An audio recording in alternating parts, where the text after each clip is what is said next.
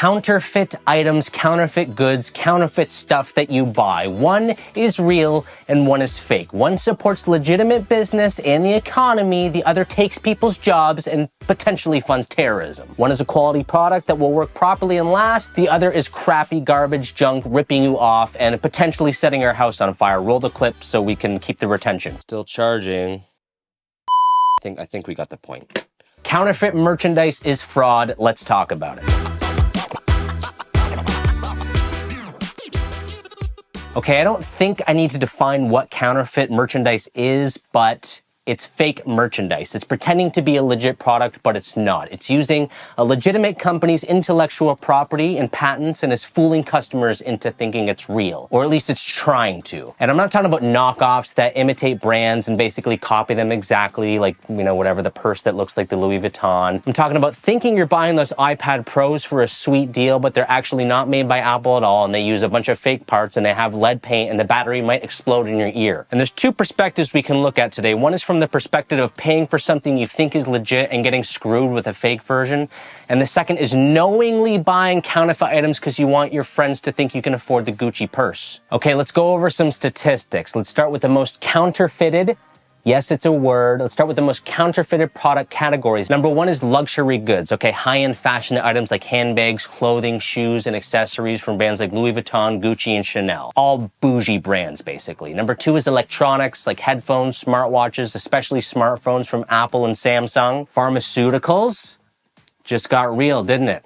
Yeah, there's a huge black market for pharmaceuticals that are fake, led by fake companies and fake branding. It's a nightmare. Fourth one is cosmetics and personal care products like makeup, skincare products, perfumes, and other personal care items for brands like MAC, Dior, Chanel, whatever you'd buy at like Sephora. All those brands are counterfeited all the time. Footwear's another big one. They're highly counterfeited, like the Nikes and the Adidas and Yeezys. Watches and jewelry, big brands like Rolex, Tag, Omega, and other jewelry brands like Tiffany, highly counterfeited all the time. Fake crap everywhere. Even popular children's toys and games, especially those linked to big franchises like Lego, Barbie, and Pokemon. There's tons of fake Pokemon cards. Have you seen the price of some of these Pokemon cards? It's not that confusing. And lastly, apparel and equipment related to popular sports teams and events such as jerseys, memorabilia. They're frequently counterfeited as well. These items are targeted because they have a high profit margin, high brand value, and they usually move pretty quickly when they're looking to get sold. According to UL Research Institute's, counterfeit goods cost the global economy $500 billion a year. I've even seen numbers as high as $3 trillion a year. And every year, there's about 70 deaths because of these items, as well as 350,000 serious injuries. A recent poll found that 26% of U.S. consumers have purchased counterfeit products, with only 25% checking if their purchases meet safety standards. The article goes on to specifically talk about the danger of lithium batteries. Do not f with lithium, people. I've even heard of these companies using lithium polymer in their batteries instead of lithium ion, which is basically a bomb. I'll link to the article down below so you can read it. Counterfeits can severely damage a legitimate brand's reputation by eroding consumer trust. Right? If you buy something, you think it's that brand and it ends up being crap, you're going to hate that brand. It's pretty simple. Also, the mere existence of counterfeits creates market confusion. It makes it harder for customers to distinguish genuine products. The legit company also has to incur legal and financial burdens in combating counterfeiting,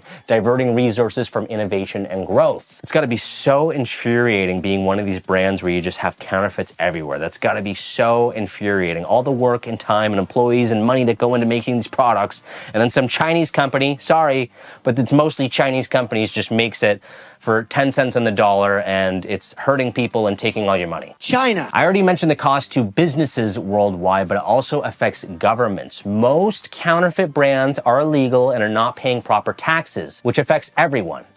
I mean, I hate paying tax as much as the next guy, but we should pay a little bit of tax. I mean, not as much as we're paying and I'm paying, and I'm sure you guys are paying as well, but we should be paying some tax. That just helps everybody. Not only are the legit companies losing sales to these fakes, but they're also paying tax on the legit items they sell, so it's a double win for the fraudulent ripoffs. Terrorist organizations increasingly use counterfeiting to fund operations due to its high profitability and lower risk compared to other crimes. Yes, terrorists. Terrorist groups like Al-Qaeda, China, have funded activities through counterfeit goods, and the lenient penalties make counterfeiting a lucrative option for financing terrorism. You don't get in that much trouble if you get caught. You pay some fines, and rarely anyone ever goes to jail. And they're increasingly using counterfeiting to fund their operations because it offers high profitability with relatively low risk compared to other criminal activities, and then they use that money to do those other criminal activities. So you can see why they turn to counterfeit goods as a reliable source of income. The penalties for counterfeiting are way too lenient, honestly. Like a fine, really a fine, a lawsuit, what is that to a terrorist? I mean, honestly, the fact that they can generate significant, untraceable cash with minimal consequences makes counterfeiting obviously the ideal method for financing terrorism. I'll say that again. Terrorism. Terror. Obviously, it isn't just a minor operation. I mean, I mentioned the $500 billion, $3 trillion mark every single year. These groups have turned counterfeiting into a major revenue stream, impacting both the global economy and the safety of innocent people. Okay, I have a real life, real world personal experience that I can share with you on the dangers of counterfeiting. And okay, I'll admit this isn't the most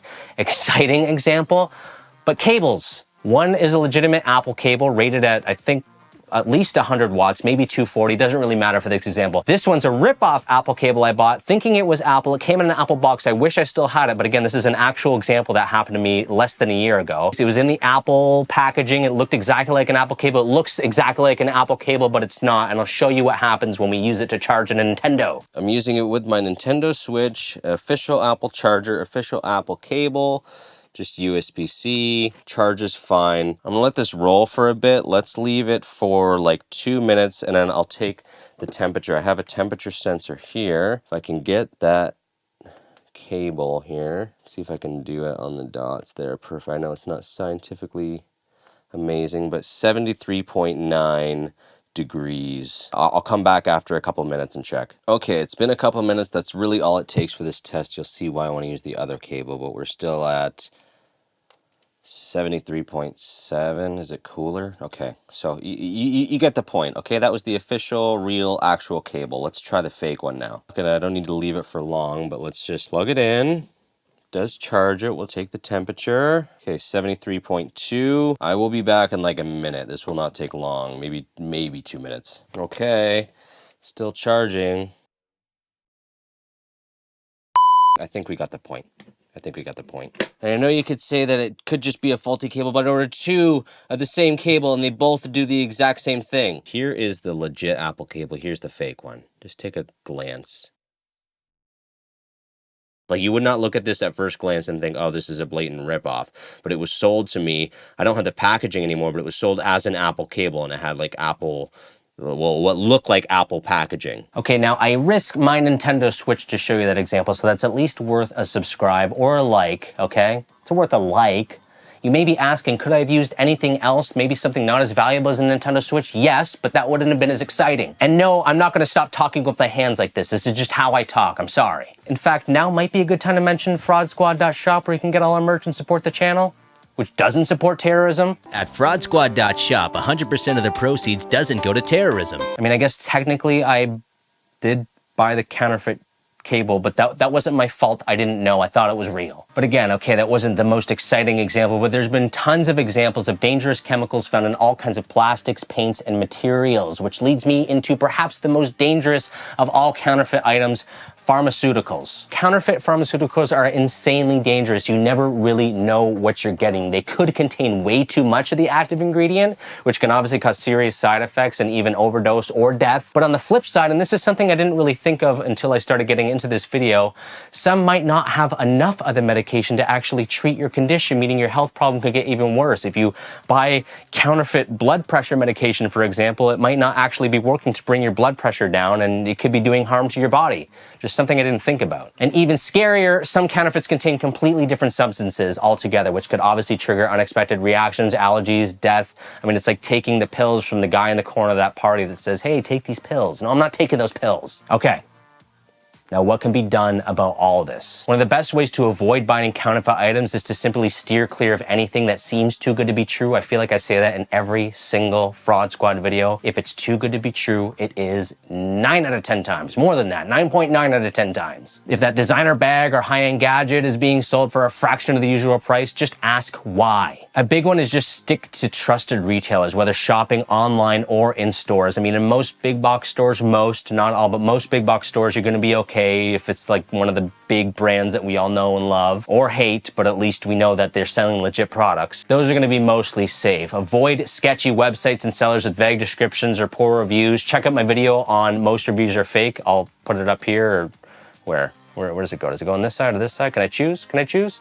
Check out the video. It's good. It's good. Also, another side note here is that Amazon is a legit company, but the sellers on Amazon are not always legit. So just because it's sold on Amazon does not mean it's a legit product at all. Also, look out for official safety certifications on products like electronics and batteries, which are most commonly counterfeited. Those can be counterfeited as well, but it's something. And honestly, just don't go out of your way to buy a knockoff on purpose, because that money could be funding terrorism. I know you want your friends to think you can afford the Rolex, but maybe just save up for a couple years and buy a real Rolex. Or just don't be that vain. I know you want the Apple AirPod Pros, but they're $700 or however much it is, but maybe just go with the Dollarama headphones for now and so you can afford the real ones, because it's supporting terrorism. Okay, at the end of the day, supporting legit businesses and making informed purchases is safer and smarter for everybody. Okay, that's the teleprompter part. I got through the script. I got a new teleprompter. I'm trying to read from it. I don't know if my eyes look like they're looking at the camera. I got the remote in my hand. I still am figuring this out, but I invested in a bunch of good equipment, okay? I got a new DSLR camera. I think that's what it's called. I got to figure out the color balancing. I don't want to know how to color correct stuff. I don't want to do that. So if you subscribe, I can hire someone that cares and is passionate and knows how to do that, because I don't want to learn how to do that. I just want to write the script and be the handsome face on camera. And that's it. That's the dream, right? That's the American dream, Canadian dream, whatever. I just want to let the YouTube money flush over me. I'm still waiting. So I got studio lights. I'm investing in the channel. I really appreciate all the viewers, all the subscribers, all the comments. It's really interesting to watch a community evolve and be a part of this. It's very, very interesting for me, and I'm thankful to every single one of you. I'm doing my best to learn editing. I'm trying to make better videos for everybody. I'm trying to make them more entertaining. I appreciate all the feedback, though it's hard determining what feedback to follow, because some people hate background music. Some people love background music. Some people like the fast-paced videos. Some people hate it. Some people say slow down. Some people say speed up. I don't know. I think what I'm really figuring out is I got to do what I like and then just hope that people like it and what sticks. I mean, I still want to take feedback. I think there is value in it, but you really can't make everybody happy. And I'm sorry. So this has been another episode of Fraud Squad. Thank you very much for watching. Consider subscribing if you like this kind of content. You want to stay informed on scams. I'm eventually going to evolve into some other cooler, a little bit more exciting videos. I don't know. I'm not going to give anything away, but visit fraudsquad.shop for some awesome merch. It helps support the channel and not terrorism. So that's good. And that's it. Have a great day, guys. I appreciate it.